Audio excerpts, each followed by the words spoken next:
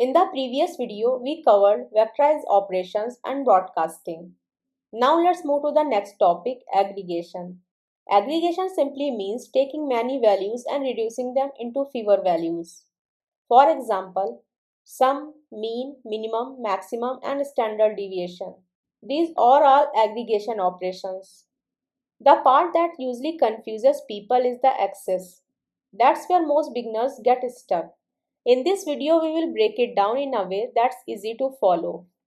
Now let's switch to the code editor. First, I will import NumPy. Then I will create an array with the values 10, 20, 30 and 40. If we want the total of all these numbers, we don't write a loop. We just use the .sum function on the array. Let's run the code and as expected, 100 is printed as sum of these all list items. Let's say we want the mean of these values. We can use the .mean function directly on the array. If we want the standard deviation, we use .std function. To find the minimum value, we use .min function. And for the maximum value, we use .max function.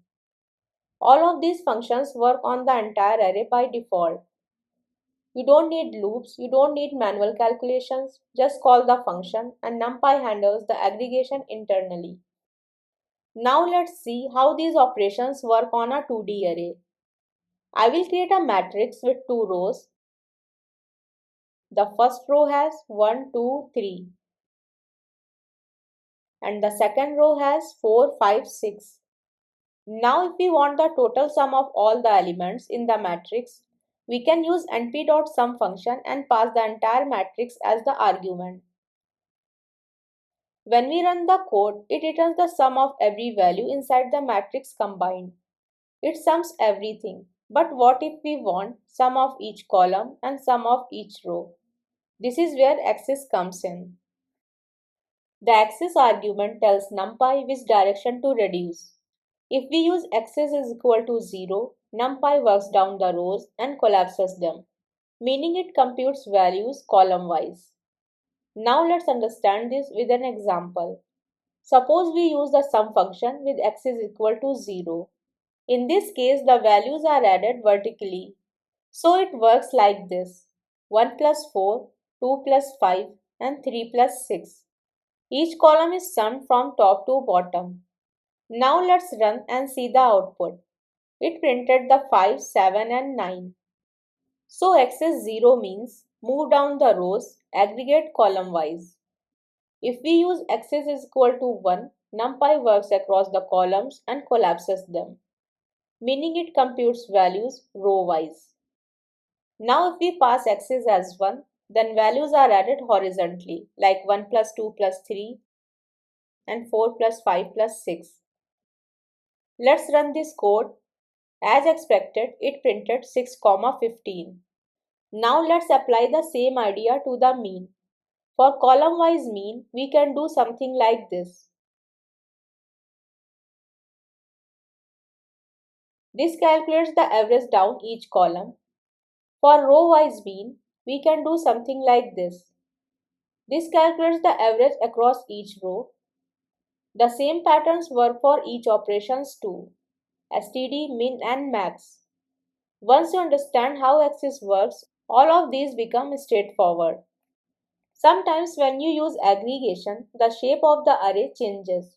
For example, if we do, the result has shape 2. But if you write this, now the shape becomes 2, 1. So what changed? With Keepdims is equal to true, NumPy keeps the reduced dimension instead of removing it. This becomes useful when you need broadcasting later. In deep learning, using Keepdims often helps prevent shape mismatch errors during calculations. You can take this as your practice task. Create a 3 by 4 matrix. Do the following. Compute column-wise mean, compute row-wise sum, compute column-wise standard deviation. If you can do this confidently, you understand aggregation.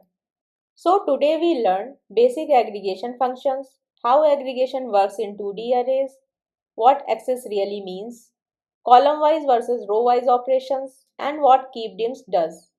In the next video, we will move to reshaping and restructuring arrays. Thanks for watching. I am Aksa Zafar, and on MLTude, I teach data science and machine learning in a simple step-by-step way.